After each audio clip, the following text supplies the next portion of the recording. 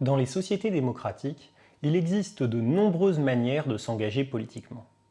En fait, toute action que tu réalises pour défendre une valeur politique, c'est-à-dire pour défendre ta conception de la liberté, ta conception de l'égalité ou ta conception de la justice, est en soi une forme d'engagement politique.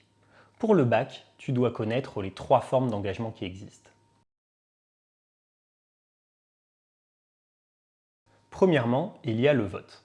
Voter consiste à participer à une élection organisée par les pouvoirs publics en déposant une enveloppe dans une urne.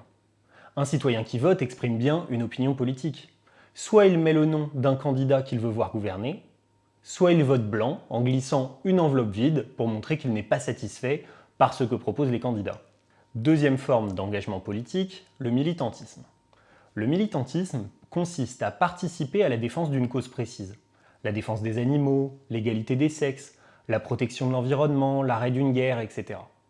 Concrètement, un militant peut réaliser des activités très variées, comme distribuer des tracts, coller des affiches, participer à des manifestations, à des grèves de la faim, à des actions de désobéissance civile, etc., etc. Le plus souvent, un militant est membre d'une organisation. Il y a 3 types d'organisations dans lesquelles les citoyens peuvent militer, et tu dois les connaître pour le bac.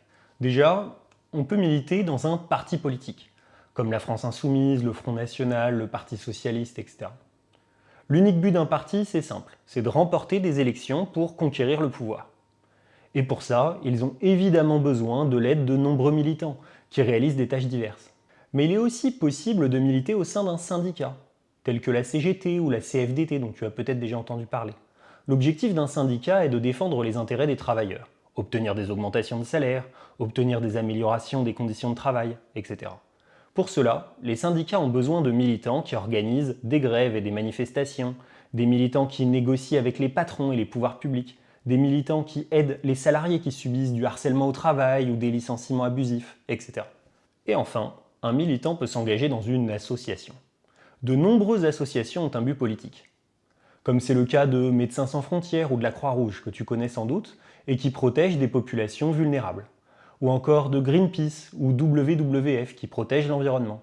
La troisième et dernière forme d'engagement que tu dois connaître est la consommation engagée.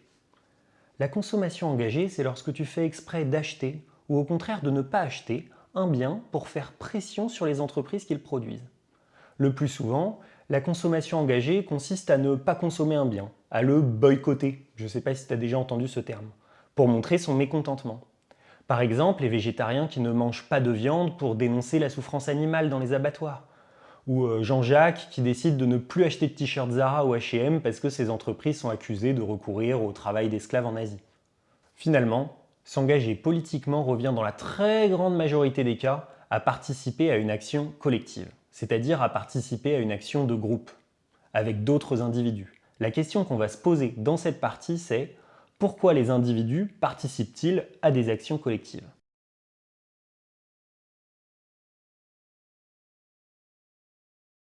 La participation à une action collective ne va pas de soi. Selon Mancur-Olson, il est même irrationnel de participer à une action collective. En effet, Olson estime qu'un individu qui veut participer à une action collective fait un calcul coût-gain. Si les coûts de la participation sont supérieurs aux gains, il ne participe pas. Si les gains sont supérieurs aux coûts, il participe. Et selon Olson, en l'occurrence, il n'est jamais rationnel de participer à une action collective. Pour l'exemple, prenons le cas d'une grève organisée dans une usine et qui a pour objectif d'obtenir une augmentation de salaire pour tous les salariés, sans exception. Mets-toi dans la peau d'un travailleur qui hésite à rejoindre la grève. S'il participe à la grève, il subira un coût évident. Il ne sera pas payé pendant la durée de la grève, ça lui prendra du temps et il risque même d'être mal vu par son patron. Mais à l'inverse, qu'il participe ou non à la grève, les gains seront les mêmes. Un gréviste en plus ou en moins ne changera pas les chances que la grève réussisse, et donc qu'il obtienne une augmentation de salaire. Ainsi, les coûts supportés sont supérieurs aux gains espérés. Et dans cette perspective, l'individu n'a pas intérêt à participer à l'action collective, parce qu'il existe une stratégie encore plus rentable que se mobiliser. Regarder les autres se mobiliser. Autrement dit, un individu rationnel, logique, préférera toujours se comporter en passager clandestin, c'est-à-dire ne pas se mobiliser et regarder les autres faire le travail à sa place. Mais Olson soulève alors un petit problème à cette théorie. Si tout le monde se comportait ainsi, personne ne se mobiliserait. Et il n'y aurait donc aucune action collective. C'est ce qu'il appelle le paradoxe de l'action collective. En théorie, si tous les individus se comportaient rationnellement, il n'y aurait jamais d'action collective. Pourtant, en pratique, on observe bien parfois des actions collectives dans la réalité. Comment expliquer ce paradoxe? C'est-à-dire ce décalage entre la théorie et la réalité. Alors que ce n'est pas rationnel, on observe que dans les faits, les individus participent parfois à des actions collectives. Pourquoi? Premier élément de réponse, les individus peuvent s'engager car ils reçoivent des incitations sélectives. Pour inciter un maximum de personnes à s'engager, les partis politiques, les syndicats et les autres organisations qui organisent des actions collectives accordent des avantages à ceux qui acceptent de participer à l'action. Ces avantages, ça peut être par exemple offrir un repas gratuit, verser une somme d'argent à ceux qui en font la demande, fournir une assistance juridique gratuite aux militants en difficulté, etc. Ces avantages, qu'on appelle les incitations sélectives, ils visent à réduire les coûts supportés par les participants à une action. Deuxième élément qui explique que les individus s'engagent malgré le paradoxe de l'action collective, c'est que les individus ne sont pas uniquement motivés par les gains économiques et concrets visés par l'action. Lorsqu'ils décident de s'engager, ils s'engagent aussi parce qu'ils vont en tirer des rétributions symboliques, des gains symboliques. En effet, beaucoup d'individus s'engagent tout simplement parce que c'est un bon moyen de se faire des amis, c'est un bon moyen de donner du sens à sa vie, d'avoir le sentiment d'appartenir à un groupe, etc. Ça peut sembler idiot, mais ces motivations symboliques sont très importantes pour les individus. Moi, je suis bénévole dans une association par exemple. Et si je suis content d'y aller une fois par semaine, c'est beaucoup parce que j'y retrouve mes copains. Et enfin, troisième réponse à la question pourquoi les individus décident-ils de s'engager? Les individus s'engagent lorsque la structure des opportunités politiques est favorable. Autrement dit, une action collective naît si le contexte politique permet d'espérer un succès. Si le contexte politique est défavorable et que les chances de succès sont faibles voire nulles, les individus ne s'engagent pas. A l'inverse, quand le contexte politique est favorable et les chances de succès sont élevées, alors les individus sont plus motivés et s'engagent plus facilement. En sciences politiques, on considère que la structure des opportunités politiques est favorable si 1.